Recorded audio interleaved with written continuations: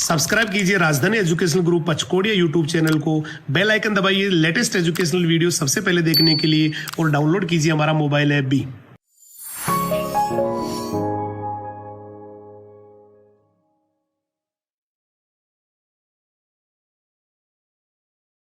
जय हिंद, जय राजधानी। कैसे हैं आप सभी?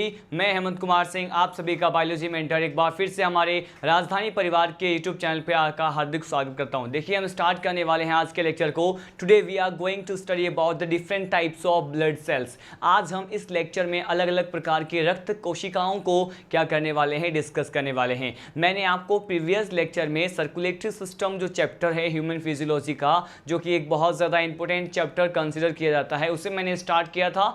उसमें हमने कहां तक डिस्कस कर लिया था?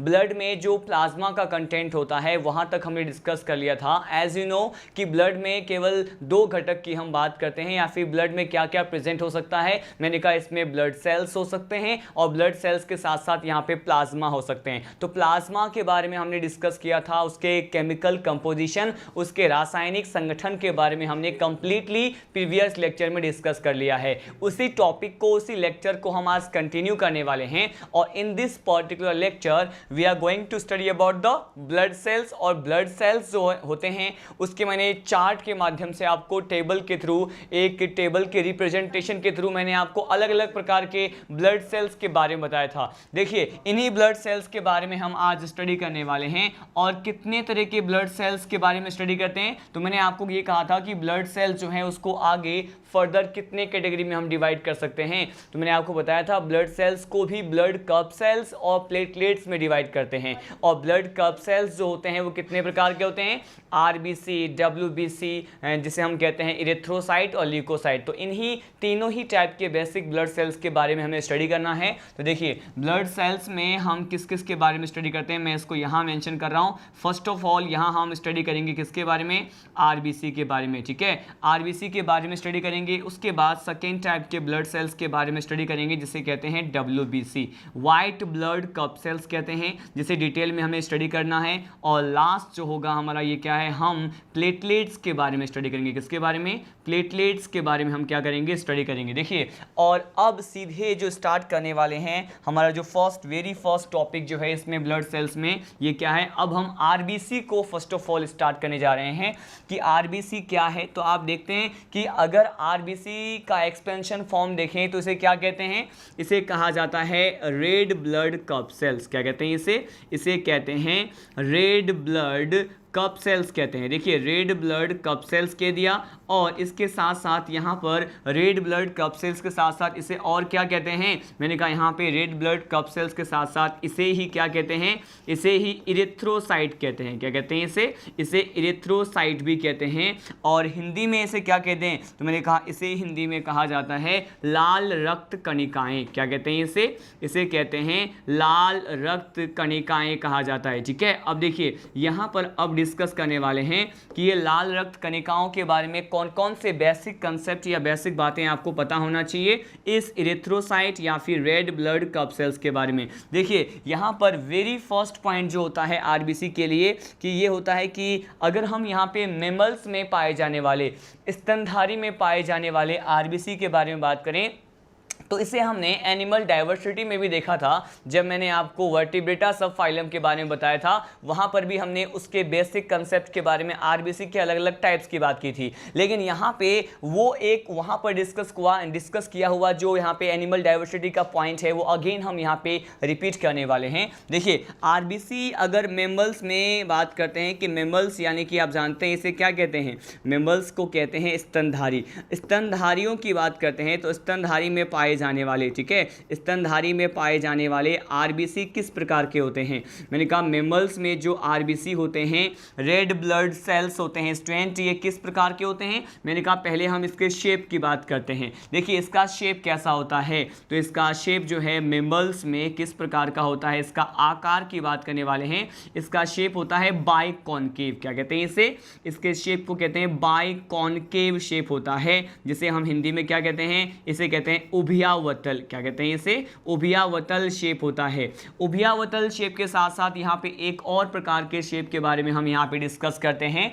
फर्स्ट ऑफ ऑल मैंने कहा कि जो मैमल्स हैं उसमें पाए जाने वाले आरबीसी का शेप कैसा होता है, बाइकॉनकेव, या फिर इसी को क्या कह सकते हैं, या फिर इसी को हम क्या कह सकते हैं, बाइकॉनकेव को ही डंबल शेप कहते हैं। क्या कहते हैं इसे, मैंने कहा, और इसी को ही कहते हैं कौन सा शेप, इसका शेप होता है डंबल शेप। ठीक है, तो यहाँ देखिए मैंने आरबीसी की शेप के बारे में बात की है, और ये डंबल शेप को यहाँ पे एक सिंपल सा लाइन डायग्राम के थ्रू समझने की कोशिश करें कि ये डंबल शेप में आरबीसी किस प्रकार के हो सकते हैं। मैंने कहा ये कुछ इस प्रकार के होते हैं। ठीक है, मैंने कहा ये देखिए आपको ये डंबल शेप दिखाई दे रहे हैं, या फिर उभयावतल इसका आप शेप देख रहे हैं, इसका आकार देख रहे हैं। ठीक है, इसके शेप और आकार के साथ अब सीधे लीड करते हैं, इसमें हमें बेसिकली नेक्स्ट पॉइंट क्या स्टडी करना होता है। देखिए आरबीसी में हमने शेप के बारे में डिस्कस किया, अब हम स्तनधारियों में पाए जाने वाले आरबीसी में presence and absence of nucleus की बात करते हैं।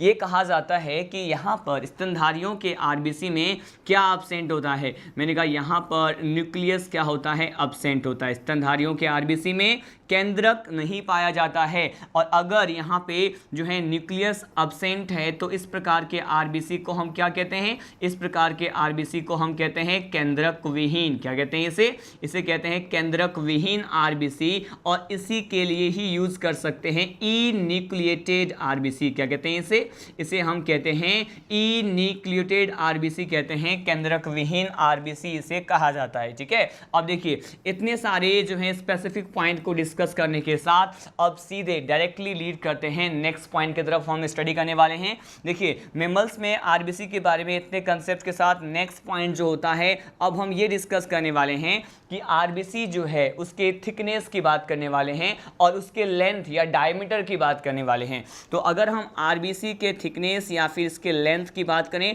तो फर्स्ट ऑफ ऑल देखिए, अगर इसमें भी मैं किसको डिस्कस करूं, आरबीसी के लेंथ को डिस्कस करूं। ठीक है, मैंने कहा हम किसको डिस्कस करने वाले हैं, आरबीसी जो है उसके लेंथ या फिर इसके व्यास। ठीक है, मैंने कहा इसके व्यास को हम यहाँ पे डिस्कस करने वाले हैं। आप जानते हैं कि इसी व्यास को हम क्या कहते हैं, इसी व्यास को हम कहते हैं डायमीटर। क्या कहते हैं इसे हम कहते हैं डायमीटर कहते हैं। तो इसका आरबीसी का जो यहाँ पे लेंथ या फिर डायमीटर कितना होता है, तो यहाँ पे सिंपल सा फैक्ट दिया होता है बुक में कि ये 7 to 8 माइक्रोन होते हैं। ठीक है, और ये जो मैंने सिंबल बनाया है किसका है, मैंने कहा ये माइक्रोन, इसके साइज को, इसके डायमीटर या इसके लेंथ को जिस पर्टिकुलर यूनिट में मैं रिप्रेजेंट कर रहा हूँ, प्रदर्शित कर रहा हूँ, ये क्या है 7 to 8 माइक्रोन। अब देखिए अब आरबीसी के शेप की बात करते हैं कि आरबीसी के शेप तो हमने डिस्कस कर लिया है, बाइकॉनकेव और डंबल शेप। तो लेंथ के बाद अब सीधे इसके थिकनेस की बात करते हैं। ठीक है, मैंने कहा यहाँ पे अगर हम थिकनेस को देखें, अगर इसकी मोटाई की बात करें तो इसकी मोटाई जो है वो 2 माइक्रोन जो है वो कंसिडर किया जाता है। तो इसके थिकनेस और लेंथ के बारे में डिस्कस किया। देखिए अभी यहाँ पर जो हमने ये पॉइंट स्टडी किया है कि इसमें न्यूक्लियस एब्सेंट होता है और ये ई न्यूक्लिएटेड प्रकार के होते हैं, केंद्रक विहीन होते हैं। तो यहाँ पर भी एक प्रकार का एक्सेप्शन डिस्कस करना बहुत जरूरी है। अब देखिए यहाँ पर एक अपवाद की बात कर लेते हैं कि इसमें भी एक्सेप्शन क्या होता है। इसमें एक्सेप्शन जो होता है वो हम मानते हैं कैमल। ठीक है, अगर हम किसकी बात करें, फर्स्ट एक्सेप्शन होता है कैमल, और कैमल के साथ साथ नेक्स्ट जो एक्सेप्शन होता है वो होता है लामा। तो कैमल, ऊंट और लामा ये दोनों ऐसे स्तनधारी होते हैं जिसमें अपवाद स्वरूप इनमें पाया जाने वाला जो आरबीसी होता है इसमें क्या प्रेजेंट होता है, मैंने कहा इसमें न्यूक्लियस क्या होता है, प्रेजेंट होता है। बाकी अन्य सभी स्तनधारियों में क्या होते हैं, न्यूक्लियस एब्सेंट होते हैं। लेकिन अपवाद में मैंने क्या कंसिडर किया कि अगर हम यहाँ पे कैमल, ऊंट की बात करते हैं या फिर हम उसके एक और सदस्य की बात करते हैं, इसे कहते हैं लामा। तो लामा और ऊंट जो होता है उसमें अपवाद स्वरूप उसके आरबीसी में न्यूक्लियस क्या होते हैं, प्रेजेंट होते हैं। इसमें ये जो आरबीसी होता है न्यूक्लिएटेड टाइप का होता है, केंद्रक युक्त प्रकार का होता है। ठीक है, हमने इतने सारे बेसिक कंसेप्ट को स्टडी किया। फिर मैंने आपको इसके लेंथ के बारे में बताया कि ये तो कितना होता है, मैंने कहा 7 to 8 माइक्रोन होता है। और इसकी मोटाई कितनी होती है, मैंने कहा इसकी जो मोटाई है वो 2 माइक्रोन हम कंसिडर करते हैं। अब देखिए नेक्स्ट पॉइंट हम ये स्टडी करने वाले हैं कि जो आरबीसी है इसका अगर हम निर्माण की प्रक्रिया की बात करें कि आरबीसी का निर्माण कहाँ होता है, देखिए अब हम डिस्कस करने वाले हैं इसी के नेक्स्ट पॉइंट की तरफ कि आरबीसी जो है उसका निर्माण कहाँ होता है। अगर हम आरबीसी के निर्माण की बात करें तो इसके बारे में क्या कहा जाएगा कि यहाँ पे अगर हम आरबीसी के फॉर्मेशन, आरबीसी फॉर्मेशन की बात करने वाले हैं, आरबीसी का निर्माण कहाँ होता है, रेड ब्लड कप सेल्स जो होते हैं उसका निर्माण कहाँ होता है। देखिए मैंने यहाँ पे रेड ब्लड कप सेल्स बोला है, क्यों? क्योंकि हमने कल ही डिस्कस किया था कि ये सेल्स तो होते हैं लेकिन सेल्स में भी जिस हम स्मॉल साइज के या टीनी साइज के सेल्स की बात करते हैं तो उसको हम कणिकाएं कहते हैं या फिर कप सेल्स कहते हैं। तो देखिए मैंने कहा आरबीसी फॉर्मेशन की बात करें तो आरबीसी का निर्माण कहाँ होता है। आप सभी को इस बेसिक पॉइंट के बारे में पता होना चाहिए कि आरबीसी का निर्माण जो है वो बोन मैरो में होता है। किस में होता है? मैंने कहा आरबीसी का निर्माण बोन मैरो में संपन्न होता है। लेकिन बोन मैरो को हम हिंदी में क्या कहते हैं? इसे कहते हैं अस्थि मज्जा। क्या कहते हैं? इसे अस्थि मज्जा कहते हैं। तो आरबीसी का जो फॉर्मेशन होता है इसका निर्माण बोन मैरो में होता है। लेकिन बोन मैरो में भी किस प्रकार के सेल में होता है? कभी कभी यहां से भी कॉम्प्लेक्स क्वेश्चन जो है आपको मॉड्यूल्स में देखने को मिलते हैं। मैंने कहा देखिए बोन मैरो में भी जिस पर्टिकुलर सेल में आरबीसी का निर्माण होता है इसे क्या कहते हैं? इसे कहते हैं प्लूरीपोटेंट सेल। क्या कहते हैं इसे? इसे कहते हैं प्लूरीपोटेंट सेल कहते हैं। ठीक है, पोटेंट सेल कहा जाता है। तो बोन मैरो में भी किस सेल में? मैंने कहा बोन मैरो में भी यहाँ पे प्लूरीपोटेंट सेल में इसका क्या हो रहा है? मैंने कहा फॉर्मेशन हो रहा है। ठीक है, अब देखिए आरबीसी फॉर्मेशन की बात कर रहे हैं तो ये देखा कि कहाँ हो रहा है, हमने प्लेस की बात की। अब सीधे बात करते हैं कि इसके फॉर्मेशन, इसके निर्माण की प्रक्रिया को क्या कहते हैं। ठीक है, मैंने कहा यहाँ पे हम ये डिस्कस करने वाले हैं कि आरबीसी के निर्माण की प्रक्रिया को, मतलब हम अब ये डिस्कस करेंगे कि इसके प्रोसेस को क्या कहते हैं। ठीक है, इसके प्रोसेस को क्या कहा जाएगा? तो इसके प्रोसेस को कहते हैं यहां पर क्या? इरिथ्रोपोएसिस कहते हैं। क्या कहते हैं इसे? इसे इरिथ्रोपोएसिस कहते हैं या फिर इरिथ्रो वर्ड का मतलब मैंने आपको कल ही बता दिया था कि जहां भी आपको इरिथ्रो जैसा कि कोई प्रीफिक्स दिखाई दे या पूर्व लग्न दिखाई देता है तो उसका मीनिंग होता है रेड। ठीक है, अब देखिए मैंने कहा यहां पे आरबीसी के निर्माण की प्रक्रिया को हम क्या कहते हैं? इसे हमने कहा इरिथ्रोपोएसिस कहते हैं। Erythropoiesis is the process by which the RBC form. और यहाँ पे इरिथ्रोपोएसिस के साथ साथ एक और नोट पॉइंट हम डिस्कस कर लेते हैं। अगर यहाँ पे आरबीसी के निर्माण की बात करें तो वो होता है इरिथ्रोपोएसिस से, लेकिन यहाँ पे ब्लड के फॉर्मेशन की बात करें किसके?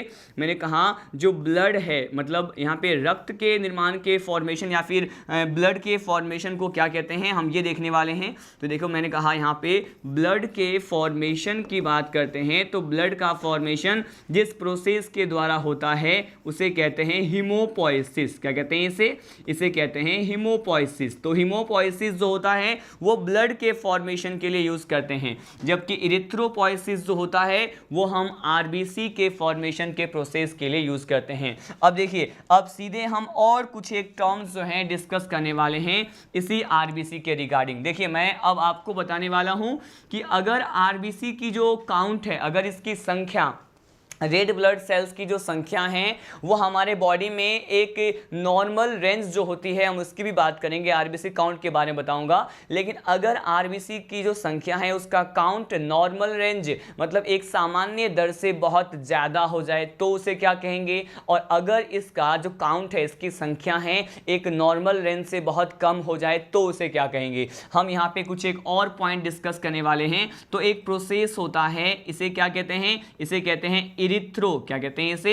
इरिथ्रोसाइटोसिस कहते हैं। इसे क्या कहा जाएगा? इसे कहते हैं इरिथ्रोसाइटोसिस कहा जाता है। और साथ साथ यहाँ पे एक और टर्म की हम बात करते हैं। इरिथ्रोसाइटोसिस के साथ साथ यहाँ पे एक और टर्म होता है, इसे क्या कहते हैं? इसे कहते हैं इरिथ्रोसाइटोनिया कहते हैं। क्या कहते हैं? इरिथ्रोसाइटोनिया कहा जाएगा। तो यहाँ पे देखिए बहुत सारे कॉम्प्लेक्स टर्म आपको देखने को मिल रहे हैं। एक बार हमने पढ़ा किसके बारे में? अभी हमने स्टडी किया था इरिथ्रोपोएसिस के बारे में, फिर हमने देखा हीमोपोएसिस के बारे में। अब दो और टर्म आपको दिखाई दे रहा है, ये इरिथ्रोसाइटोसिस क्या होता है और इरिथ्रोसाइटोनिया क्या होता है। तो ये बेसिकली आरबीसी के काउंट से संबंधित होते हैं। किससे संबंधित शब्द है? मैंने कहा ये आरबीसी काउंट या फिर आरबीसी की जो संख्या होती है उससे संबंधित टर्म होता है। तो ये कहा जाता है कि अगर आरबीसी का जो नंबर है, किसका नंबर, मैंने कहा आरबीसी का नंबर, या फिर इसे ही हम क्या कह सकते हैं, आरबीसी का काउंट कह सकते हैं। तो अगर आरबीसी का काउंट एक नॉर्मल रेंज से बहुत ज़्यादा हो जाए, मतलब आरबीसी का नंबर क्या हो जाए, इंक्रीज हो जाए, तो उस केस को क्या कहेंगे, इरिथ्रोसाइटोसिस कहेंगे। ठीक है, जब एक सामान्य दर से आरबीसी की संख्या शरीर में बहुत ज़्यादा हो जाए। लेकिन अगर हम ये बात करें कि अगर आरबीसी का नंबर, ठीक है, मैंने कहा अगर हम ये बात कर रहे हैं कि आरबीसी का नंबर एक सामान्य दर से, एक नॉर्मल रेंज से बहुत कम हो जाए, तो इसके इस डिक्रीज नंबर को या फिर इसके डिक्रीज काउंट को हम पर्टिकुलर जिस प्रोसेस से इसको रिप्रेजेंट करते हैं उसे क्या कहते हैं, इसे कहते हैं इरिथ्रोसाइटोनिया। क्या कहते हैं इसे, तो साइटोनिया कहते हैं। अब देखिए इसी ही कंसेप्ट को हम आगे स्टडी करने वाले हैं और हमें कौन कौन से पॉइंट्स यहाँ पे आरबीसी में डिस्कस करना होता है, क्योंकि आपको पता है हम यहाँ पे किसकी बात कर रहे हैं, हम यहाँ पे आरबीसी काउंट की बात कर रहे हैं। इसी से संबंधित मैंने दो टर्म आपको बताया। अब हम बात करने वाले हैं कि ये आरबीसी काउंट, आरबीसी की संख्या किसमें, हम इसमें जो है आरबीसी के काउंट के लिए 2 केस को स्टडी करेंगे। हम यहाँ पे एडल्ट ह्यूमन बीइंग में जो है मेल के केस में स्टडी करेंगे कि नर में, एक स्वस्थ वयस्क नर जो है, एक एडल्ट जो हेल्दी मेल होते हैं उसमें आरबीसी का काउंट कितना होता है, और एक एडल्ट हेल्दी फीमेल में आरबीसी काउंट कितना होता है। देखिए यहाँ पे हम 2 केस में आरबीसी काउंट को हम स्टडी करने वाले हैं। मैंने कहा अगर हम किसकी बात करेंगे, first of all adult human, ठीक है, एडल्ट ह्यूमन में भी, एडल्ट में भी मैं ये केस कह रहा हूं, एक स्वस्थ मानव की बात करें, एडल्ट हेल्दी ह्यूमन की बात कर रहे हैं, और इसमें भी हम इंडिविजुअल 2 कैटेगरी देख रहे हैं। मैंने कहा हम फर्स्ट ऑफ ऑल देखेंगे मेल में आरबीसी काउंट के बारे में, उसके बाद हम देखेंगे फीमेल मतलब मादा में आरबीसी की संख्या कितनी होती है। देखिए यहाँ पर ये आपको फैक्चुअल जो है कुछ एक फैक्ट्स आपको दिए होते हैं बुक्स में कि अगर हम यहाँ पे एडल्ट हेल्दी मेल, मतलब एडल्ट हेल्दी मेल को हम हिंदी में क्या कहेंगे, इसे कहेंगे यहाँ पे वयस्क, मैंने क्या कहा, इसे कहेंगे यहाँ पे वयस्क स्वस्थ नर में कितने आरबीसी काउंट होता है, हम ये देखेंगे। देखिए इसमें होता है 5.0 to 5.5 मिलियन पर, मैंने कहा कितने, मैंने कहा मिलियन पर mm³। ठीक है, यहाँ पर जो इसका आरबीसी काउंट होता है वो कितना होता है, मैंने कहा ये 5.0 to 5.5 मिलियन पर mm³ जो है आरबीसी काउंट देखा जाता है मेल में। ठीक है, अब हम फीमेल की बात करते हैं। फीमेल में ये कितना होता है, मैंने कहा फीमेल में ये 4.5 to 5.0 मिलियन पर mm³ होता है। क्या होता है, मिलियन पर mm³ होता है। और देखिए मैंने यहाँ पर स्पेसिफिक यूनिट को यूज किया है कि यहाँ पे लिखा है मैंने क्या, मिलियन पर mm³। एक्चुअली में ये जो मिलियन पर mm³ होता है वो किसके लिए यूज किया जाता है, तो मैंने कहा वॉल्यूम ऑफ ब्लड की बात करें, किसकी बात करें, मैंने कहा वॉल्यूम ऑफ ब्लड की बात करते हैं, मतलब रक्त के आयतन की बात करते हैं। तो वॉल्यूम ऑफ ब्लड को जिस यूनिट से रिप्रेजेंट करते हैं, जिस इकाई के द्वारा प्रदर्शित करते हैं, उसे हम कहते हैं मिलियन पर mm³। ठीक है, इसका मतलब ये है कि हम यहाँ पे रक्त की आयतन में इसको हम क्या कर रहे हैं, आरबीसी काउंट को रिप्रेजेंट कर रहे हैं, प्रदर्शित कर रहे हैं। अब देखिए मैंने कहा मेल में ज्यादा है as compare to female, RBC count जो है वो मेल में क्या है, नर में ज्यादा है, जबकि फीमेल में तो कितना है 4.5 to 5.0 मिलियन पर mm³। मैं आपको बता दूं कि यहाँ पे मिलियन के बारे में एक और फैक्ट आपको प्रोवाइड करता हूँ। देखिए यहाँ पे स्पेशली हम किसकी बात करें, 1 मिलियन की बात करें, किसकी बात करें, यहाँ पे 1 मिलियन की बात करें तो ये कहा जाता है कि 1 मिलियन में कितने लेख होते हैं। तो देखिए आपको बस ये रिमेंबर करना है 1 million is equal to 10 lakh. ठीक है, 1 मिलियन में कितने लाख होते हैं, मैंने कहा 10 लाख होते हैं। तो हो सकता है कि आपके बुक में ये जो डाटा है 5.0 to 5.5 मिलियन में लिया है मैंने, लेकिन हो सकता है कि अगर ये लेख में दिया हो ऑप्शन में या फिर आपके बुक में, तो ये भी हम इसे कह सकते हैं। मिलियन में तो 5.0 हमने बोला है, लेकिन अगर हम इसी को लेख में डिस्कस करें तो कितना लाख हो जाएगा, मैंने कहा यहाँ 50 लाख से 55 लाख आरबीसी पर mm³ volume of blood in case of male consider किया जाता है। तो दोनों तरह के ऑप्शंस आपको क्वेश्चन में देखने को मिल सकते हैं। ये डिपेंड करता है ऑप्शन के वैरायटी पे या फिर उसके टेंडेंसी पे, उसके उसके नेचर पे कि आपको मिलियन में डाटा प्रोवाइडेड है या फिर लेख में है। तो हमने यहाँ पे दोनों ही इंडिविजुअल केस में आरबीसी काउंट की बात कर ली। मैंने आपको ये भी बताया कि ये जो नॉर्मल रेंज होता है जिसे मैंने आपको यहाँ पे डिस्कस किया है, इस नॉर्मल रेंज से आरबीसी का क्या हो जाना, आरबीसी के नंबर उसके काउंट का बहुत ज़्यादा इंक्रीज हो जाना, उसमें वृद्धि होना, तो उसको हम कहते हैं इरिथ्रोसाइटोसिस, इरिथ्रोसाइटोनिया। देखिए ये निया सफिक्स आपको कहीं भी दिखाई दे बायोलॉजी में तो उसका मतलब है कि कहीं ना कहीं हम कमी की बात करने वाले हैं, कुछ ना कुछ जो है डिक्रीज हो रहा है। और यहाँ पे आरबीसी का नंबर एक नॉर्मल रेंज से बहुत कम हो जाए तो इसे कहते हैं इरिथ्रोसाइटोनिया। लेकिन हमने यहाँ पे इरिथ्रोपोइसिस देखा, ये आरबीसी के निर्माण होने की प्रक्रिया है। आरबीसी का निर्माण जो है आपने देखा यहाँ पे रेड बोन मेरो में होता है, लेकिन किस कोशिका में, मैंने कहा यहाँ पे प्लूरिपोटेंट सेल की हम बात करते हैं। फिर उसके बाद ब्लड के फॉर्मेशन को क्या कहते हैं, मैंने कहा यहाँ पे हीमोपोइसिस कहते हैं। और विज्ञान की वह शाखा जिसमें हम ब्लड को स्टडी करते हैं उसे क्या कहते हैं, उसे कहा जाता है हिमेटोलॉजी। क्या कहते हैं, उसे कहते हैं हिमेटोलॉजी। वो बिल्कुल बेसिक सा पॉइंट है, आपको आता होगा। हमने इतने सारे पॉइंट को डिस्कस किया। अब देखिए अब आरबीसी में नेक्स्ट कंसेप्ट हम ये स्टडी करने वाले हैं कि यहाँ पर अब देखिए आरबीसी के लाइफ स्पेन की बात करते हैं। लाइफ स्पेन को क्या कहा जाता है, अगर हम लाइफ स्पेन ऑफ आरबीसी की बात करें, लाइफ स्पेन को हिंदी में कहते हैं जीवन काल। क्या कहते हैं, इसे कहते हैं जीवन काल कहा जाता है। ठीक है, तो देखिए आरबीसी का जीवन काल कितना होता है मैं आपको ये बताने वाला हूँ। आरबीसी का जीवन काल होता है ह्यूमन में, फर्स्ट ऑफ ऑल हम किस में बात कर रहे हैं, अगर हम ह्यूमन में बात करें, मानव में आरबीसी का जीवन काल कितना होता है, मैंने कहा 120 डेज होता है। कितना, 120 डेज मतलब 120 दिन होता है जीवन काल आरबीसी की, अगर हम यहाँ पे ह्यूमन की बात करते हैं। लेकिन ह्यूमन की बात ना करके अगर हम किसकी बात करें, फ्रॉग की बात करें, फ्रॉग में जो आरबीसी है उसमें जो है उसका लाइफ स्पेन कितना होता है फ्रॉग के आरबीसी का, तो ये होता है 100 डेज। कितने होते हैं, मैंने कहा ये 100 दिन का होता है। लेकिन यहाँ पे फ्रॉग के अलावा एक और स्पीसीज को डिस्कस कर ले, मैं मेमल्स की ही बात कर रहा हूँ। मैंने कहा यहाँ पे हम रैबिट की बात करें कि रैबिट में जो आरबीसी है उसका लाइफ स्पेन कितना होता है, तो देखिए यहाँ पर इसका लाइफ स्पेन होता है 80 डेज। कितना होता है, 80 दिन होता है। ठीक है, तो हमने यहाँ पे तीनों ही लाइफ स्पेन के बारे में डिस्कस किया। तो यहाँ पे एक और कंसेप्ट मैं डिस्कस कर लेता हूँ कि हमने यहाँ पे लाइफ स्पेन देखा ह्यूमन में, क्या मैंने कहा 120 डेज होता है। तो इसका मीनिंग ये है कि 120 डेज के बाद आरबीसी का क्या हो जाना है, आरबीसी डिस्ट्रॉय हो जाते हैं। तो अब क्वेश्चन ये राइज होता है कि आरबीसी डिस्ट्रॉय या फिर आरबीसी का विनाश कहाँ पर होता है, आरबीसी डिस्ट्रॉय किस पर्टिकुलर ऑर्गन में होते हैं, ह्यूमन बॉडी के किस अंग में आरबीसी का विनाश होता है। तो देखिए ये जो आरबीसी हैं, अगर हम स्पेशली उस आरबीसी की बात कर रहे हैं जिसका लाइफ स्पेन कंप्लीट हो गया है, जिसका जीवन काल पूर्ण हो गया है, तो उसे क्या कहेंगे, इसे कहेंगे ओल्ड आरबीसी। क्या कहेंगे इसे हम कहेंगे ओल्ड आरबीसी। और ओल्ड आरबीसी जो है वो कहाँ जा करके डिकम्पोज हो जाते हैं, डिस्ट्रॉय हो जाते हैं, मैंने कहा ये जो है स्प्लीन। ठीक है, किसमें, मैंने कहा ये जो स्प्लीन है इसमें जाकर के क्या हो जाते हैं, ये डिस्ट्रॉय हो जाते हैं। स्प्लीन को हिंदी में क्या कहते हैं, इसे हम कहते हैं प्लीहा। क्या कहते हैं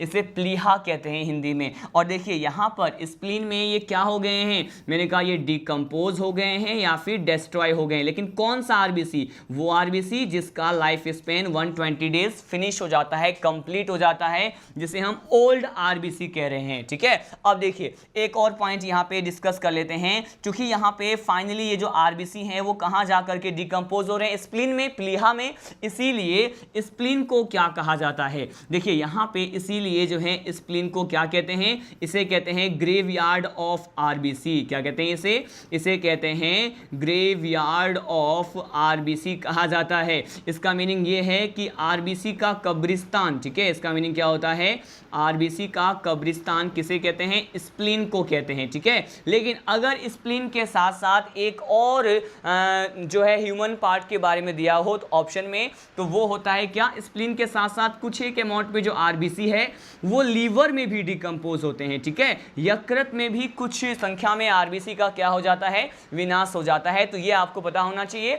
अगर सिंगल ऑप्शन में प्लीहा है तो वही आपका करेक्ट आंसर है। लेकिन अगर आपको ऑप्शन में जो है कपल्स में ऑप्शन दिए हुए हैं, युग में दिए हुए हैं, तो स्प्लीन के साथ आपको लीवर वाला ऑप्शन टिक करना है। तो हमने ये देखा कि ओल्ड आरबीसी जो हैं वो डिस्ट्रॉय कहाँ होते हैं और ग्रेवयार्ड ऑफ आरबीसी स्प्लीन को कहा जाता है। अब हम ये डिस्कस करने वाले हैं कि अगर हम बेसिकली इसी ही आरबीसी की बात करें तो इसके बारे में मैंने आपको इनिशियल पॉइंट क्या प्रोवाइड किया था कि इसमें जो है वो केंद्रक नहीं पाया जाता, ठीक है, इसमें केंद्रक नहीं पाया जाता। लेकिन यहीं पर ही एक स्पेशल पॉइंट ये होता है कि अगर हम आरबीसी के फॉर्मेशन की बात करें तो जब आरबीसी का इनिशियल फॉर्मेशन होता है, ठीक है, हम बात कर रहे हैं आरबीसी फॉर्मेशन की, आरबीसी के निर्माण के समय की बात करें, यहाँ पे ये भी हमारा क्या है, एक नोट पॉइंट है। क्या है ये? मैंने कहा ये हमारा एक नोट पॉइंट है। इसमें भी आरबीसी से संबंधित एक और नोट पॉइंट को हम स्टडी करने वाले हैं। मैंने कहा देखिए ये आरबीसी का जो फॉर्मेशन होता है, आरबीसी का जो निर्माण होता है स्टूडेंट, इसके बारे में ये कहा जाएगा कि इसके निर्माण के प्रारंभिक अवस्था, इसे हम कहते हैं इनिशियल जो स्टेज होता है इसके फॉर्मेशन का, आरबीसी के फॉर्मेशन का जो इनिशियल स्टेज होता है, इनिशियल स्टेज को क्या कहते हैं, इसकी प्रारंभिक अवस्था कहते हैं। तो वहाँ पे इस आरबीसी में क्या प्रेजेंट होता है, देखिए यहाँ पर इनिशियल स्टेज में मैंने ये प्रेजेंट लिखा, यहाँ पर क्या प्रेजेंट होता है, मैंने कहा यहाँ पर तो न्यूक्लियस प्रेजेंट है, मैंने कहा यहाँ पर क्या पाया जाता है, आरबीसी के निर्माण के प्रारंभिक अवस्था में न्यूक्लियस प्रेजेंट होता है। लेकिन जैसे ही हम किसकी बात करें, विटामिन B12 की बात करते हैं, किसकी बात करते हैं, इसके निर्माण की जो अगला स्टेज है या फिर जो नेक्स्ट स्टेज होता है, नेक्स्ट जो अवस्था है उसमें क्या होता है, विटामिन B12, और इसे ही क्या कहते हैं, हमने प्रीवियस चैप्टर में ही स्टडी किया है, इसे साइनोकोबाल्मीन कहते हैं। क्या कहते हैं इसे? साइनोकोबाल्मीन कहते हैं। तो ये जो विटामिन B12 या साइनोकोबाल्मीन होता है वो आरबीसी को क्या करते हैं, मैंने कहा जैसे ही नेक्स्ट स्टेज की बात करें तो साइनोकोबाल्मीन जो है ये आरबीसी में पाए जाने वाले न्यूक्लियस को क्या करते हैं, मैंने कहा न्यूक्लियस को डीजेनरेट कर देते हैं। क्या कर देते हैं, मैंने कहा ये डीजेनरेट कर देते हैं, और इस प्रकार के आरबीसी को हम डीजेनरेटेड आरबीसी कहते हैं। डीजेनरेशन का मतलब क्या होता है कि यहाँ पे जो इस आरबीसी का न्यूक्लियस होता है वो विटामिन B12 या साइनोकोबाल्मीन की उपस्थिति में अपहासित हो जाते हैं। क्या हो जाते हैं, मैंने कहा ये रिड्यूस्ड हो जाते हैं, अपहासित हो जाते हैं, या इसका जो केंद्रक है वो डिसअपेयर और गायब और विलुप्त हो जाता है। और इस प्रकार के आरबीसी को हम क्या कहते हैं, इस प्रकार के आरबीसी को हम मैच्योर आरबीसी कहते हैं। क्या कहते हैं, मैच्योर आरबीसी कहते हैं। और इसी को कहते हैं क्या, इसी को परिपक्व आरबीसी कहा जाता है। अब देखिए एक और पॉइंट हमने यहाँ पे डिस्कस किया कि मैच्योर आरबीसी को हम कैसे डिफाइन कर सकते हैं। वन मोर टाइम इस सारे कंसेप्ट को हम स्टडी करते हैं। बुक में जो है सीधे थ्योरी के पॉइंट्स गिवन होते हैं, एक्सप्लेनेशन कुछ इस तरह से कंसेप्ट वाइज आपको नहीं मिलता है। तो मैंने आपको ये कहा कि आरबीसी का फॉर्मेशन की अगर हम इनिशियल स्टेज की बात करते हैं, जब आरबीसी का निर्माण जो है वो प्रारंभिक होता है, तो उस प्रारंभिक अवस्था में आरबीसी में ये कहा जाएगा कि न्यूक्लियस होता है। लेकिन जैसे ही उसके नेक्स्ट स्टेज की बात करते हैं फॉर्मेशन में, तो यहाँ पे विटामिन B12 और साइनोकोबाल्मीन जो होता है वो उसकी उपस्थिति में आरबीसी में पाया जाने वाला न्यूक्लियस क्या हो जाएगा, मैंने कहा ये डीजेनरेट हो जाता है। और जैसे ही ये अपहासित हो जाएगा तो इसे हम क्या कहेंगे, इस प्रकार के जो हैं आरबीसी को हम कहते हैं क्या, मैच्योर आरबीसी, जो कि कहाँ देखने को मिलता है हमें, मैंने कहा स्तनधारी और मेमल्स में देखने को मिलता है, जिसमें न्यूक्लियस क्या होता है, अब्सेंट होता है। क्यों? क्योंकि आप ये देख रहे हैं यहाँ पे न्यूक्लियस जो है आरबीसी का क्या हो गया है, अपहासित हो गया है, डीजेनरेटेड हो गया है। ठीक है, हमने यहाँ पे ये कंसेप्ट डिस्कस किया।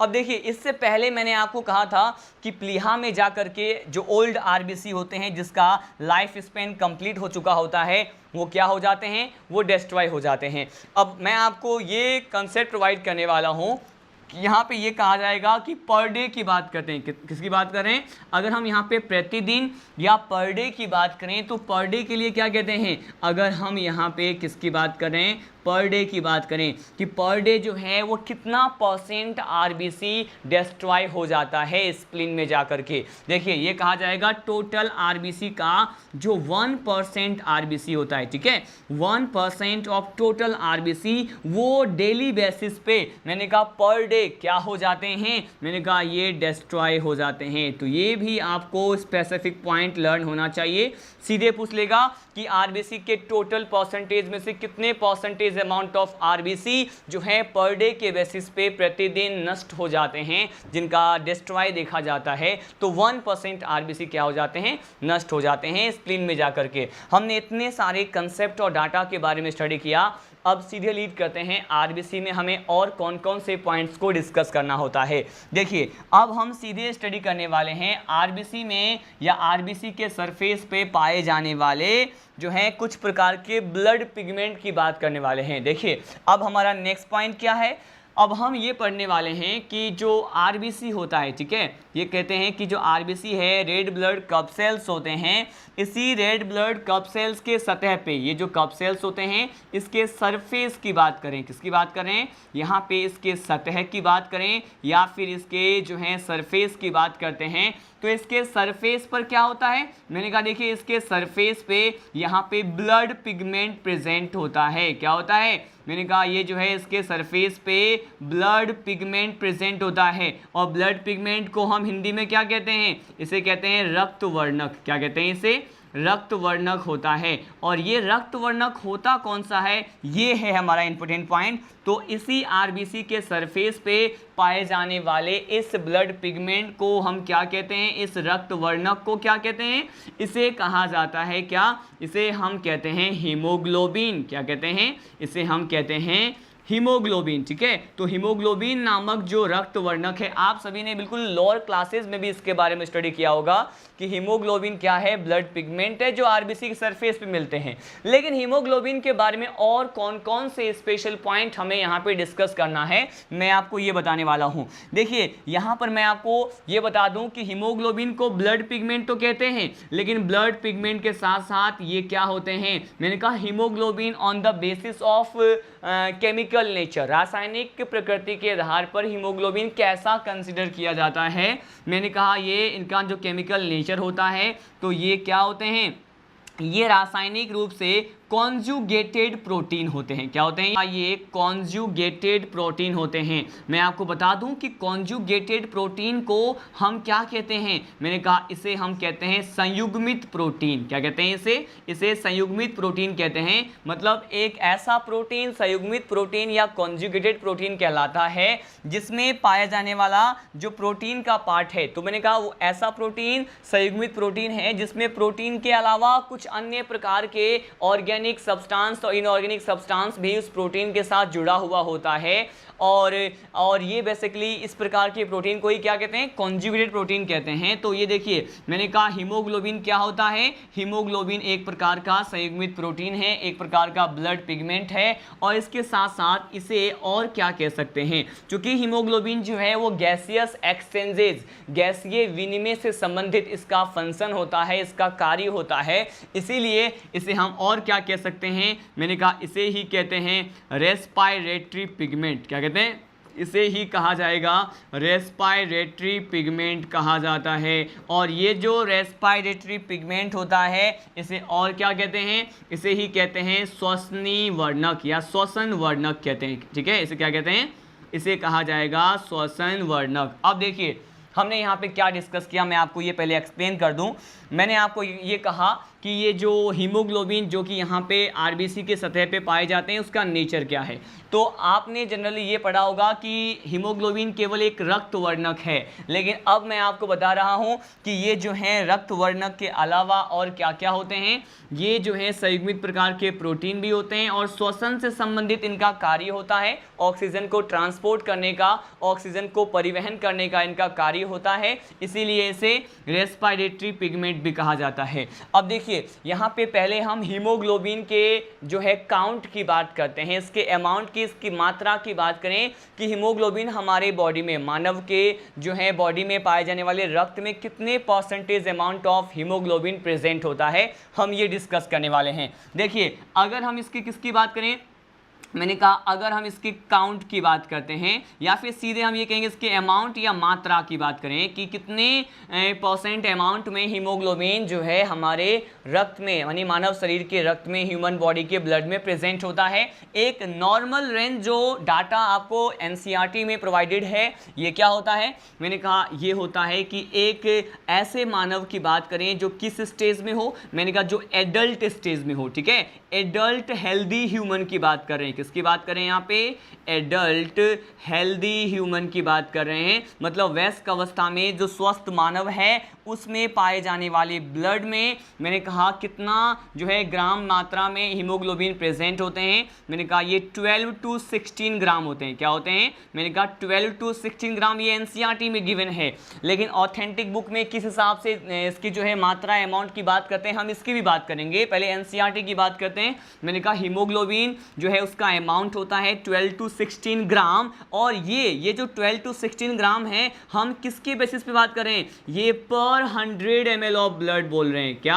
मैंने कहा पर 100 ml ऑफ ब्लड बोल रहे हैं। ये बोलना बहुत जरूरी है। मैंने कहा केवल हम 100 ml ब्लड के संदर्भ में बात कर रहे हैं कि पर 100 ml ऑफ ब्लड के जो है 100 ml की बात करें तो उसमें जो हीमोग्लोबिन का काउंट है, अमाउंट है, वो कितना ग्राम है? मैंने कहा 12 to 16 ग्राम है। लेकिन आपको यहाँ पर ये बोलना बहुत इसेंशियल है, आवश्यक है कि 12 to 16 ग्राम हीमोग्लोबिन पर 100 ml ऑफ ब्लड। ठीक है, अब देखिए यहाँ पे भी हम इस रेंज को जो है 2 केस में स्टडी करते हैं। 2 केस कौन सा? मैंने कहा देखिए यहाँ पर भी हम 2 केस में स्टडी करते हैं। कौन सा? हम यहाँ पे देखते हैं कि मेल में हीमोग्लोबिन की मात्रा जो है हमें ऑब्जर्व होगा और फीमेल में कितना होगा, हम ये देखते हैं। ठीक है, देखिए लेकिन यहाँ पे मेल और फीमेल की भी बात हम एडल्ट हेल्दी स्टेज में ही कह रहे हैं। वयस्क अवस्था में स्वस्थ जो नर है और मादा है उसमें हीमोग्लोबिन के काउंट की बात करने वाले हैं। तो देखिए यहाँ पे मेल में कितना होता है? मेल में ये जो होता है हीमोग्लोबिन का अमाउंट वो होता है 14 to 16 ग्राम। क्या? मैंने कहा 14 to 16 ग्राम पर 100 ml ऑफ ब्लड, पर 100 ml ऑफ ब्लड होता है।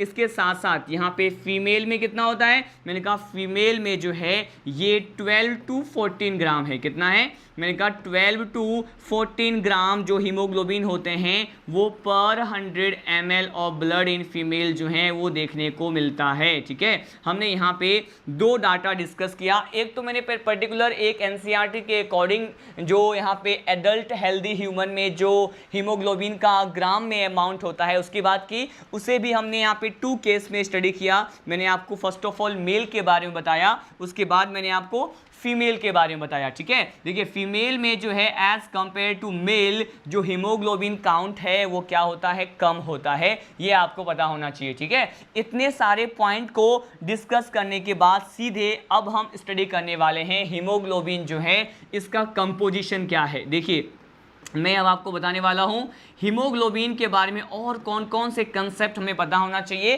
तो हीमोग्लोबिन जो वर्ड है वो बेसिकली आया कहां से, इसका मीनिंग हम क्या निकाल सकते हैं, ये किन 2 शब्दों से मिलकर बना हुआ है, किन 2 टर्म से मिलकर बना हुआ है, हम ये डिस्कस करते हैं। देखिए यहाँ पे हीमोग्लोबिन में ये देखें कि ये 2 टर्म से 2 शब्दों से मिलकर बना हुआ है।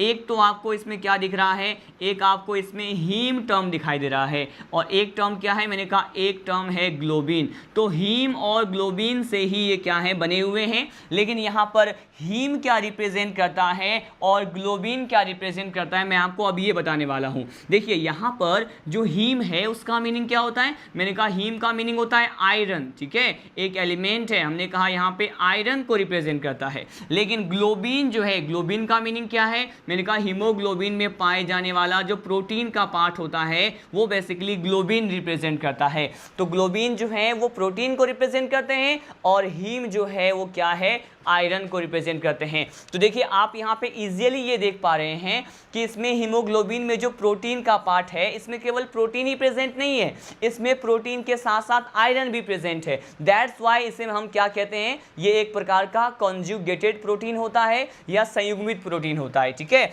अब देखिए इसके बारे में और कौन कौन से डाटा आपको पता होना चाहिए। तो देखिए यहाँ पर अब ये डिस्कस कर लेते हैं कि हीम का मीनिंग जो है आयरन तो होता है, लेकिन कितना % अमाउंट में यहाँ पे आयरन होता है हीमोग्लोबिन में? मैंने कहा बहुत लेस परसेंटेज होता है, 5% जो है इसमें आयरन होता है, लेकिन इसमें 95% क्या होता है? 95% इसमें प्रोटीन या फिर ग्लोबिन होता है या प्रोटीन होता है। ठीक है, लेकिन अब हम ये डिस्कस कर लेते हैं कि इसमें जो यहाँ पे आयरन प्रेजेंट है उसका ऑक्सीडेशन स्टेट क्या होता है, वो किस ऑक्सीडेशन स्टेट में प्रेजेंट होते हैं। यहाँ से बहुत बार आपको क्वेश्चन देखने को मिलेगा अलग अलग कॉम्पिटिटिव एग्जाम में कि हीमोग्लोबिन में पाए जाने वाले आयरन कौन से ऑक्सीकरण अवस्था को प्रदर्शित करता है। तो मैंने कहा यहाँ पे आयरन +2 स्टेज में होता है। क्या मैंने कहा यहाँ पे ऑक्सीडेशन स्टेट के कौन सा है, मैंने कहा यहाँ पे आयरन जो है वो Fe+2 के स्टेज में होता है। +2 स्टेज जो होता है इसका ऑक्सीडेशन स्टेट होता है। मैंने लिख दिया यहाँ पे ऑक्सीडेशन स्टेट या ऑक्सीकरण अवस्था को OS से रिप्रेजेंट कर दिया है। ठीक है, तो यहाँ तो हमने कंप्लीट हीमोग्लोबिन की बात की है। अब हम ये डिस्कस करने वाले हैं कि specially if I talk about the one molecule of haemoglobin. ठीक है, अब देखिए यहाँ पर हम हीमोग्लोबिन को जनरली ये HB से हम इसको क्या कर सकते हैं, रिप्रेजेंट कर सकते हैं। सामान्य रूप से हम हीमोग्लोबिन को HB से रिप्रेजेंट कर सकते हैं।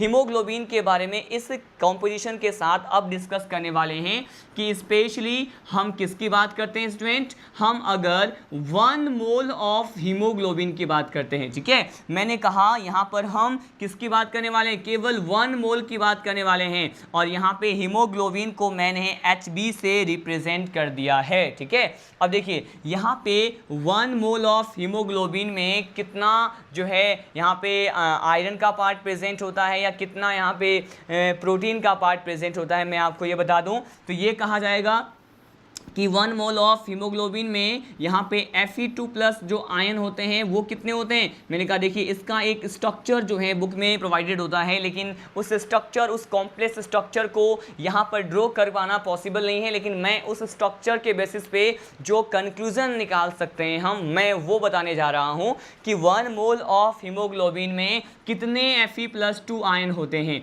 मैंने कहा यहाँ पे 4 Fe+2 आयन होते हैं। इसके साथ साथ यहाँ पर और क्या प्रेजेंट होता है, मैंने कहा यहाँ पर 4 पॉलीपेप्टाइड चेन होता है। क्या होता है, मैंने कहा यहाँ पे 4 पॉलीपेप्टाइड चेन होता है। देखिए पेप्टाइड चेन के बारे में मैं क्यों कह रहा हूँ, क्योंकि हमने बेसिकली यहाँ पे प्रोटीन के बारे में डिस्कस किया है। Protein is a polymer, protein बहुलक होता है किसका, अमाइनो एसिड का, और 2 अमाइनो एसिड जो है उसके बीच में जो बॉन्ड प्रेजेंट होता है, जिसके द्वारा 2 अमाइनो एसिड आपस में जुड़े होते हैं, आप सभी जानते हैं वो क्या होता है, कौन सा बॉन्ड होता है, उसे हम पेप्टाइड बॉन्ड कहते हैं। तो इस तरह से एक प्रोटीन की बात करें तो प्रोटीन अगर बहुलक है तो उसमें बहुत सारे अमाइनो एसिड जो हैं वो सीक्वेंसली विभिन्न प्रकार के various number of the peptide bond के सहायता से आपस में जुड़े होते हैं। तो पेप्टाइड अगर बहुत सारे हों तो उसे क्या कह सकते हैं, पॉलीपेप्टाइड कह सकते हैं। तो पॉलीपेप्टाइड ही क्या है, मैंने कहा प्रोटीन है। तो कितने चेन होते हैं, मैंने कहा यहाँ पे 4 पॉलीपेप्टाइड चेन होते हैं और 4 Fe+2 आयन होता है 1 मॉलिक्यूल ऑफ हीमोग्लोबिन में। और हमने ये ऑलरेडी डिस्कस कर लिया है कि आयरन जो है वो किस ऑक्सीडेशन स्टेज में है, +2 ऑक्सीडेशन स्टेज में है। अब देखिए इसके बारे में हम नेक्स्ट पॉइंट डिस्कस करने वाले हैं। स्पेशली अब हम ये बात करेंगे कि यहाँ पे ये जो पॉलीपेप्टाइड चेन होता है हम इसकी बात करने वाले हैं। देखिए यहाँ पर अगर पॉलीपेप्टाइड चेन की बात करते हैं तो 4 होते हैं। इसमें भी ये 4 टाइप्स के पॉलीपेप्टाइड चेन में भी ये कहते हैं कि इसमें 2 चेन जो होते हैं 2 अल्फा चेन होते हैं। क्या होते हैं, मैंने कहा ये 4 प्रकार के पॉलीपेप्टाइड के श्रृंखला और चेन में 2 अल्फा चेन होते हैं और क्या होता है, मैंने कहा 2 बीटा चेन होते हैं।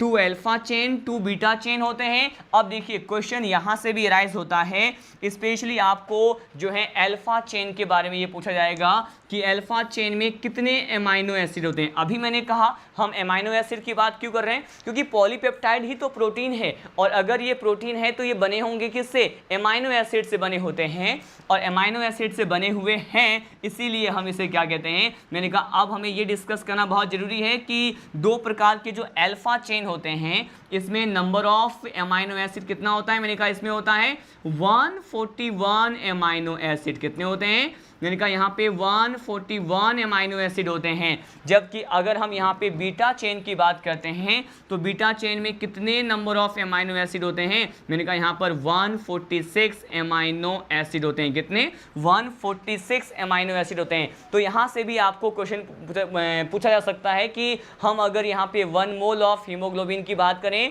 तो 1 mole of haemoglobin is made up with the 4 Fe+2 ion as well as the 4 polypeptide chain. There are the 2 alpha chain as well as there are the 2 beta chain. यहाँ पे 2 alpha chain 141 amino acid से बने होते हैं, beta chain 146 amino acid से बने होते हैं। ये सारे कंसेप्ट पढ़ने के साथ अब हम डायरेक्टली ये स्टडी करने वाले हैं कि ये जो हीमोग्लोबिन है इसका फंक्शन क्या होता है। ठीक है, हम क्या डिस्कस करने वाले हैं कि अगर हम हीमोग्लोबिन के फंक्शन की बात करें, ठीक है, यहाँ पे हम HB, जैसे मैंने कहा यहाँ पर हीमोग्लोबिन है, HB से इसे सिंबल रिप्रेजेंट कर सकते हैं, इसका प्रतीक होता है HB। और अब हम सीधे डिस्कस करने वाले हैं इसके फंक्शन। बिल्कुल एक प्राइमरी सा फंक्शन होता है गैसियस एक्सचेंजेस, और इस गैसियस एक्सचेंजेस में भी हम किसकी बात करते हैं, मैंने कहा ऑक्सीजन के ट्रांसपोर्टेशन की बात करते हैं। तो मैंने कहा यहाँ पे जो हीमोग्लोबिन होता है वो क्या वर्क करता है, तो ये प्राइमरी वर्क करता है कि ये ऑक्सीजन को ट्रांसपोर्ट करता है। क्या करता है ये, मैंने कहा ऑक्सीजन का परिवहन करता है या उसको ट्रांसपोर्ट करता है। लेकिन यहाँ पे हमें ये डिस्कस कर लेना बहुत आवश्यक है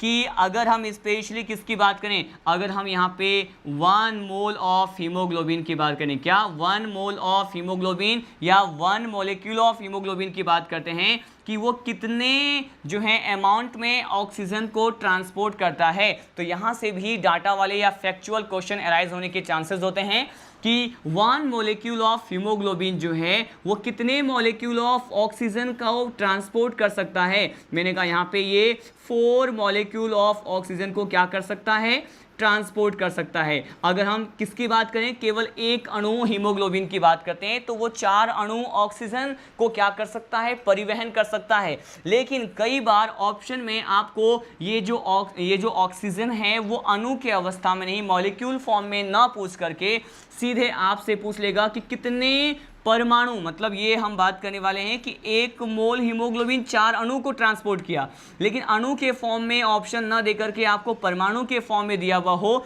तो अब आप ये कह सकते हैं कि 1 मोल ऑफ हीमोग्लोबिन कितने एटम ऑफ ये ऑक्सीजन को क्या कर सकते हैं, ट्रांसपोर्ट कर सकते हैं। मैंने कहा ये 8 एटम, ठीक है, कितने एटम, मैंने कहा यहाँ पे 8 एटम ऑफ ऑक्सीजन को क्या कर सकते हैं, ट्रांसपोर्ट कर सकते हैं। बिल्कुल दोनों ही पॉइंट सही है, क्योंकि आप जानते हैं 4 मॉलिक्यूल ऑफ ऑक्सीजन कह दें या फिर यहाँ पे 8 एटम ऑफ ऑक्सीजन कह दें, दोनों ही क्या है, इक्वल है। आपको बस ये पहचानना होगा कि आपको वो एटम फॉर्म में पूछ रहा है या मॉलिक्यूल फॉर्म में पूछ रहा है। तो हमने ये डिस्कस किया। देखिए हमने जो भी पॉइंट हीमोग्लोबिन के बारे में डिस्कस किया है उसको हम 1 मोर टाइम क्या कर लें, रिवाइज कर लेते हैं। बारे में मैंने आपको क्या क्या बताया, क्योंकि हीमोग्लोबिन के बारे में पढ़ना बहुत ज़्यादा इंपॉर्टेंट होता है। देखिए मैंने आपको स्टार्टिंग में क्या बताया कि on the surface of the RBC there are the presence of a type of blood pigment that is known as hemoglobin. Hemoglobin is not only a blood pigment but it is also a conjugated protein as well as respiratory pigment because of the gaseous exchanges. ठीक है, ये गैसीय विनिमय के लिए जो है ये रिस्पॉन्सिबल होता है, इसीलिए क्या कहते हैं, इसे श्वसन वर्णक भी कहते हैं। यहाँ पे स्पेशली मैंने ये हीमोग्लोबिन के काउंट की बात की है।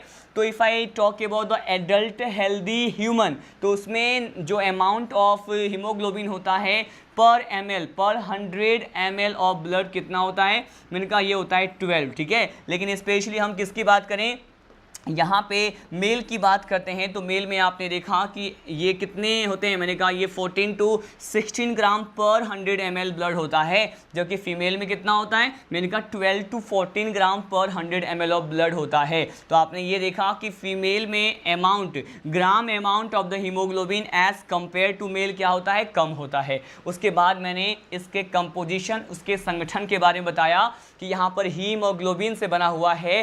हीम जो है उसका मीनिंग होता है आयरन, आयरन +2 स्टेज में होता है। साथ साथ हमने यहाँ पे ग्लोबिन की बात की, ग्लोबिन का मीनिंग होता है प्रोटीन, लेकिन प्रोटीन वाला पार्ट 95 मेजॉरिटी वाला पार्ट होता है, मेजर पार्ट होता है, और ये जो हीम वाला पार्ट होता है only 5% part of total haemoglobin होता है। If I specially talk about the 1 mole of haemoglobin, then 1 mole of haemoglobin is made up with the 4 molecule of the iron which is in the +2 oxidation stage and as well as 4 molecule molecule of the polypeptide chain. This particular 4 molecule of polypeptide chain is made up with the 2 alpha chain and 2 beta chain. 2 alpha chain में number of amino acid 141, यहाँ पे beta chain में 146 amino acid होते हैं। और अब हमने इसके फंक्शन के बारे में डिस्कस किया कि यहाँ पे जो है फंक्शन क्या होता है। मैंने कहा ऑक्सीजन का ट्रांसपोर्टेशन होता है और 1 mole of haemoglobin 4 molecule of oxygen या 8 एटम ऑफ ऑक्सीजन को क्या कर सकता है, ट्रांसपोर्ट कर सकता है। अब देखिए यहाँ पर हमने ऑक्सीजन के ट्रांसपोर्टेशन की बात की, ठीक है। और ये जो ऑक्सीजन को जो है ये जो ट्रांसपोर्ट करते हैं तो ये क्या करते हैं, ऑक्सीजन को ट्रांसपोर्ट करते समय ये जो हीमोग्लोबिन है, जैसे मैंने Hb से रिप्रेजेंट किया, ये हीमोग्लोबिन जो है वो ऑक्सीजन से क्रिया करते हैं, ठीक है। ये रिएक्ट होते हैं और क्या बनाते हैं, मैंने कहा ये HBO2 बनाते हैं। और ये HBO2 क्या होता है, मैंने कहा इसे कहते हैं ऑक्सी हीमोग्लोबिन। क्या कहते हैं इसे कहते हैं ऑक्सी हीमोग्लोबिन कहते हैं। क्या कहा जाता है, ऑक्सी हीमोग्लोबिन कहते हैं। तो इसका परिवहन जो है हीमोग्लोबिन ऑक्सीजन का परिवहन ऑक्सी हीमोग्लोबिन के रूप में करेगा, ठीक है। लेकिन मैं आपको यहाँ पर एक और नोट पॉइंट बता दूँ, यहाँ से भी जनरली कई बार मेडिकल एग्जाम में डायरेक्टली क्वेश्चन पूछा जा चुका है। और ये क्या है, मैंने कहा अगर हम यहाँ पे ऑक्सीजन के ट्रांसपोर्टेशन की बात ना करके सीधे कार्बन मोनोऑक्साइड की बात करें, किसकी बात करें, कार्बन मोनोऑक्साइड क्या है, ये भी एक गैस है, लेकिन इसके बारे में आप ये जानते होंगे इसे क्या कहते हैं, ये किस नेचर का गैस है। मैंने कहा ये पॉइजनियस होता है। कैसा होता है, मैंने कहा ये पॉइजनियस नेचर का गैस है, इसे पॉइजनियस गैस कहते हैं, एक जहरीली गैस है। और अगर यहाँ पे हम किसकी बात करें कि ये जो पॉइजनियस गैस होता है, अगर ये रिएक्ट कर लेता है हमारे ब्लड में पाए जाने वाले हीमोग्लोबिन से, तो अब यहाँ पे ऑक्सी हीमोग्लोबिन का फॉर्मेशन नहीं होता, बल्कि अब किसका फॉर्मेशन होता है, मैंने कहा अब यहाँ पे बेसिकली किसका फॉर्मेशन होगा, मैंने कहा यहाँ पे कार्बोक्सी हीमोग्लोबिन का फॉर्मेशन होता है। किसका, मैंने कहा ये यहाँ पे कार्बोक्सी हीमोग्लोबिन का क्या हो जाएगा, फॉर्मेशन होता है। और ये कार्बोक्सी हीमोग्लोबिन के फॉर्मेशन की वजह से यहाँ पे ह्यूमन की क्या हो जाती है, मैंने कहा यहाँ पे मानव की डेथ हो जाती है। तो आपको ये पता होना चाहिए कि कार्बन मोनोऑक्साइड से अगर हीमोग्लोबिन जो है रिएक्शन करता है, अभिक्रिया करता है, जो कि एक पॉइजनियस गैस है, तो इससे कार्बोक्सी हीमोग्लोबिन का निर्माण होता है, जो कि बहुत ज़्यादा पॉइजनियस नेचर में प्रेजेंट होता है, पॉइजनियस फॉर्म होता है, ये जहरीला रूप होता है, इससे ह्यूमन की क्या हो जाती है, डेथ हो जाती है। लेकिन क्वेश्चन का पैटर्न एक और हो सकता है, अगर हम एफिनिटी की बात करें, अगर हम बंधुता की बात करते हैं, तो इसके बारे में डिस्कस करना बहुत ज़रूरी होता है। मैंने कहा देखिए यहाँ पे हीमोग्लोबिन की ऑक्सीजन के साथ रिएक्शन करने की जो एफिनिटी है, बंधुता है, वो बहुत कम होती है। किसके तुलना में, मैंने कहा हीमोग्लोबिन की कार्बन मोनोऑक्साइड के साथ क्रिया करने की तुलना में ये जो बंधुता होती है हीमोग्लोबिन की कार्बन मोनोऑक्साइड के साथ, ये जो है इसकी बंधुता बहुत ज़्यादा होती है। कितना जो है टाइम ज़्यादा है, मैंने कहा यहाँ पे 250 टू 300 टाइम, 250 से 300 गुना ज़्यादा होती है इसकी जो है हीमोग्लोबिन की कार्बन मोनोऑक्साइड के साथ क्रिया करने की बंधुता। किसके तुलना में, ऑक्सीजन के तुलना में। तो डायरेक्टली आपसे ये भी पूछ सकता है कि 250 से 300 टाइम ज़्यादा देखा जाता है इसकी एफिनिटी का रेट, ठीक है। तो हमने ये सारे पॉइंट देखा और इससे क्या हो जाएगा, मैंने कहा इससे जो है मनुष्य की जो है डेथ हमें देखने को मिल सकता है। अब सीधे लास्ट पॉइंट इस आरबीसी में डिस्कस करने वाले हैं, ये क्या है, अब हम यहाँ पे डिस्कस करने वाले हैं एक और नोट पॉइंट। ये नोट पॉइंट क्या है, मैंने कहा यहाँ पर हमें ये स्टडी करना होता है रोलेक्स फॉर्मेशन। क्या हम स्टडी करने, मैंने कहा यहाँ पे रोलेक्स फॉर्मेशन का एक मेथड होता है जो आरबीसी में ही हमें डिस्कस करना बहुत आवश्यक है। एक प्रोसेस होता है रोलेक्स फॉर्मेशन। आपसे डायरेक्टली ये पूछा जा सकता है कि रोलेक्स फॉर्मेशन का संबंध किससे है, तो वहाँ पे आपका जो ऑप्शन होता है वो आरबीसी होता है। लेकिन हम ये समझ लेते हैं कि आखिर ये रोलेक्स फॉर्मेशन का मेथड होता क्या है। देखिए अगर हमारे बॉडी में पाए जाने वाले, हमारे बॉडी के ब्लड में पाए जाने वाले जो ब्लड कप सेल्स है, आरबीसी है, वो क्या करें, मैंने कहा वो सिक्के नुमा जो है स्ट्रक्चर को धारण करके, उस कॉन्फ़िगरेशन को गेन करके वो बंचेज में सिक्के नुमा जो है स्ट्रक्चर को धारण करें और उसका एक बंचेज, एक गुच्छा फॉर्म कर लेते हैं, तो उसे क्या कहते हैं, आरबीसी का रोलेक्स फॉर्मेशन। इसे हम एक सिंपल डायग्राम से समझ सकते हैं, क्योंकि आप ये जानते हैं कि आरबीसी का नॉर्मल शेप क्या होता है ह्यूमन में? मैंने कहा ये बाइकॉन्केव होते हैं, डंबल शेप होते हैं, उबियावतल होते हैं। तो यहाँ पर अगर ये जो आरबीसी है सपोज यहाँ पे क्या करें, इस तरह से बंचेस फॉर्म कर ले। मैंने कहा ये क्या करें, बंचेस फॉर्म कर ले। बंचेस का मीनिंग क्या होता है? बंचेस का मीनिंग होता है कि अगर ये गुच्छे का निर्माण कर लेते हैं, लेकिन ये गुच्छे का शेप कैसा होता है? मैंने कहा ये होता है क्वाइन लाइक। कैसे होता है? ये सिक्के नुमा होता है। तो इस तरह के जो टेंडेंसी है, प्रवृत्ति है आरबीसी को, या आरबीसी का जो बंचेस फॉर्म होने की जो प्रवृत्ति है, इसी को ही हम क्या कहते हैं? रोलेक्स फॉर्मेशन कहते हैं। तो ये रोलेक्स फॉर्मेशन किससे संबंधित, किस ब्लड सेल से संबंधित प्रोसेस होता है? मैंने कहा ये आरबीसी से संबंधित प्रोसेस होता है। तो डायरेक्टली यहाँ से भी क्वेश्चन पूछा जा चुका है। तो हमने यहाँ पे इतने सारे कंसेप्ट जो हैं आरबीसी के बारे में स्टडी किया। अब हम स्टडी करने वाले हैं यहाँ पे डब्ल्यूबीसी। आज हम स्टडी नहीं करेंगे, हम यहाँ पे प्लेटलेट्स पहले स्टडी करते हैं, उसके बाद कल के लेक्चर में हम डब्ल्यूबीसी के बारे में डिटेल में स्टडी करेंगे। तो आरबीसी को पढ़ने के साथ हम यहाँ पे जो नेक्स्ट टॉपिक डिस्कस करने वाले हैं वो क्या है? अब हम यहाँ पे जो है क्या देखने वाले हैं? अब हम यहाँ पे प्लेटलेट्स के बारे में फर्स्ट ऑफ ऑल लिखते हैं। प्लेटलेट्स को डिस्कस करने के बाद हम यहाँ पे जो है डब्ल्यूबीसी के बारे में क्या करेंगे? स्टडी करेंगे। देखिए हमारा जो अब नेक्स्ट टॉपिक है ये क्या है? अब हम पढ़ने वाले हैं प्लेटलेट्स। यहाँ पे प्लेटलेट्स के बारे में कौन कौन से इंपॉर्टेंट पॉइंट आपको पता होना चाहिए, इसके बारे में हम डिस्कस करने वाले हैं। देखिए प्लेटलेट्स जो होते हैं वो क्या होते हैं? मैंने कहा प्लेटलेट्स क्या है? मैंने कहा ये ब्लड सेल्स होते हैं, रक्त कोशिका है। लेकिन यहाँ पे प्लेटलेट्स को और ज़्यादा टेक्निकल टर्म जो प्रोवाइड किया जाता है, आप जानते हैं प्लेटलेट्स को ही क्या कहा जाता है? इसी को हम कहते हैं थ्रोम्बोसाइट। क्या कहते हैं इसे हम कहते हैं थ्रोम्बोसाइट भी कहा जाता है। ठीक है, तो प्लेटलेट को ही क्या कहते हैं? मैंने कहा इसी को थ्रोम्बोसाइट कहते हैं। अब देखिए थ्रोम्बोसाइट तो हमने इसे कह दिया, लेकिन अब हम ये देखने वाले हैं कि प्लेटलेट्स के बारे में और कौन कौन से इन्फॉर्मेशन आपको पता होना चाहिए। मैंने कहा देखिए अब सीधे स्टडी करते हैं इसका लाइफ स्पेन कितना होता है। ठीक है, मैंने कहा यहाँ पे अब हम ये देखने वाले हैं इसका जीवन काल। ठीक है,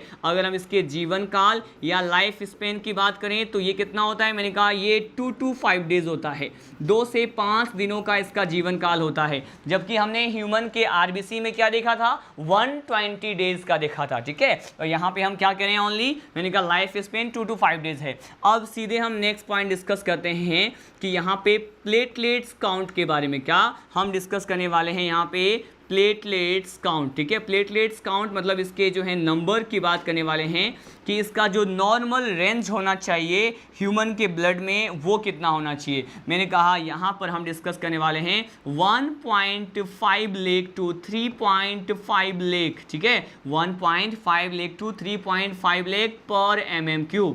और मैंने आपको अभी ही थोड़ी देर पहले जब मैंने आरबीसी काउंट के बारे में बताया था तो वहाँ पर ही हमने डिस्कस किया था कि ये लेख पर mm³ क्या होता है। मैंने कहा ये लेख पर mm³ क्या है? मैंने कहा ये वॉल्यूम ऑफ ब्लड को हम पर mm³ में मेज़र करते हैं। ठीक है, मैंने कहा यहाँ पे अगेन हमने लिख दिया कि वॉल्यूम ऑफ ब्लड को हमने पर mm³ में लिया है, लेकिन यहाँ पे प्लेटलेट काउंट क्या है? नॉर्मल काउंट होता है 1.5 लाख से 3.5 लाख। यहाँ पे लेख मैंने मेंशन किया है, जबकि आरबीसी में हमने मिलियंस की बात की थी और ये भी कहा था कि 1 million is equals to how many lakhs. मैंने कहा यहाँ पे 10 लाख। ठीक है, तो देखिए हमने ये डिस्कस किया, आरबीसी काउंट के बारे में डिस्कस किया। अब हम ये डिस्कस करने वाले हैं इसके जो है फंक्शन, इसका प्राइमरी फंक्शन क्या होता है, बस हम ये डिस्कस कर लें इसके प्राइमरी फंक्शन के बारे में। इसका जो मेन जो फंक्शन होता है वो क्या है? ये किस में पार्टिसिपेट करते हैं? मैंने कहा ये ब्लड क्लोटिंग में क्या करते हैं? पार्टिसिपेट करते हैं। ब्लड क्लोटिंग को ही क्या कहते हैं? ब्लड क्लोटिंग को कहते हैं रक्त का थक्का बनना या रक्त के थक्के के निर्माण की प्रक्रिया, या इसे कहते हैं रक्त का स्कंदन, जिसके लिए जो टर्म होता है ये होता है कोएगुलेशन। क्या होता है? कोएगुलेशन होता है। तो हमने कहा यहाँ पे या तो हम इसे कह सकते हैं ब्लड क्लोटिंग या फिर इसे कहते हैं कोएगुलेशन कह सकते हैं। कोएगुलेशन कह दिया, इसका मीनिंग क्या है? रक्त स्कंदन। तो हमने देखा यहाँ पे जो इसका मुख्य कार्य है ये किस प्रक्रिया में इन्वॉल्व होता है, सम्मिलित होता है प्लेटलेट। तो हमने देखा ये ब्लड क्लोटिंग या कोएगुलेशन के प्रोसेस में क्या होता है? सम्मिलित होता है। बस इतना ही डाटा सफिशिएंट होता है प्लेटलेट्स के बारे में स्टडी करना। हमें आरबीसी और WBC के बारे में बहुत सारे एडवांस और पीक लेवल पे कंसेप्ट स्टडी करना होता है।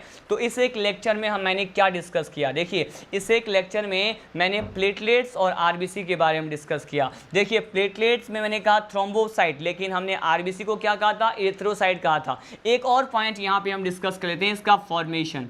जो प्लेटलेट्स का जो फॉर्मेशन होता है वो कहाँ होता है, हम ये पॉइंट भी डिस्कस कर लेते हैं। देखिए ये जो प्लेटलेट का जो फॉर्मेशन होता है वो बोन मेरो में होता है, इसका भी फॉर्मेशन बोन मेरो में है, अस्थि मज्जा में है, लेकिन स्पेशली किस सेल्स में होता है, ये सेल्स कौन से हैं जहाँ पे प्लेटलेट्स का फॉर्मेशन होता है। तो इसे हम क्या कहते हैं, ये कौन सी सेल्स है, कौन सी कोशिका है जिसमें प्लेटलेट्स का फॉर्मेशन होता है, इसे कहते हैं मेगाकैरियोसाइट। क्या है, उस कोशिका को क्या कहते हैं, उस सेल को क्या कहते हैं जिसमें बोन मेरो में प्लेटलेट का फॉर्मेशन हो रहा है, इसे कहते हैं मेगाकैरियोसाइट। तो मेगाकैरियोसाइट्स नामक कोशिकाओं में प्लेटलेट जिसे थ्रोम्बोसाइट कहा जाता है उसका फॉर्मेशन होता है। और एक और बात मैं आपको डिस्कस कर लूँ, ये जो हमने नॉर्मल रेंज की बात की है 1.5 लेग टू 3.5 लेग पर mm3, तो मैं आपको यहाँ बता दूं कि अगर ये नॉर्मल रेंज से प्लेटलेट का काउंट बहुत कम हो जाए, इट मीन्स कि 1.5 लेग जो कि मिनिमम रेंज होता है,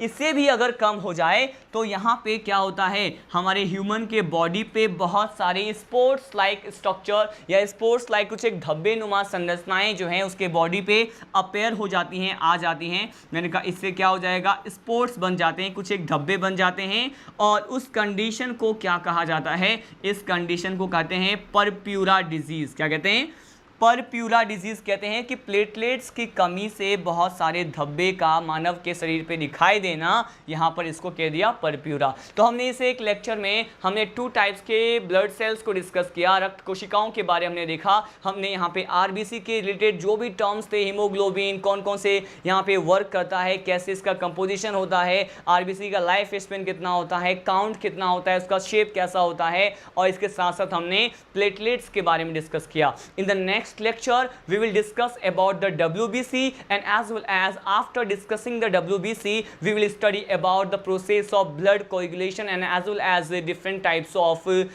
blood group। हम रक्त समूहों के बारे में क्या करेंगे, स्टडी करेंगे। तब तक के लिए जय हिंद, जय राजधानी।